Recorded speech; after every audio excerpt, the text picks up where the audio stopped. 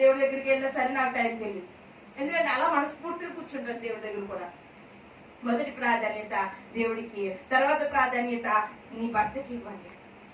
మొదటి ప్రాధాన్యత మాత్రం దేవుడికి ఇవ్వండి, తర్వాత ప్రాధాన్యత మాత్రం నీ భర్త నీకు శిరస్సు ఉన్నాడు అని అలాంటి వాడు అవునే సమయము గడపడానికి ప్రాధాన్యత ఇవ్వండి దయచేసి. ఎందుకు చెప్తున్నాను అర్థం చేసుకో. నువ్వు ఒక ఫ్రెండ్లీగా మారిపోవాలి. ఎలా సాధ్యమా? మీ భర్త దగ్గర అన్ని మనసు చెప్పేస్తారా? చెప్పరే. సీక్రెట్స్ లాకర్ ఉంటాయి కదా, భయముతో వణుకుతో.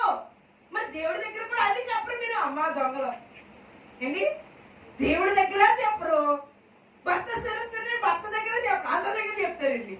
చెప్తారా? వద్దు, అలా వద్దు, అలాగా వద్దు. భర్త అంటున్నాడు ఇక్కడ, ఇంకో నా ప్రియ మీరు ఎల్లప్పుడూ విధే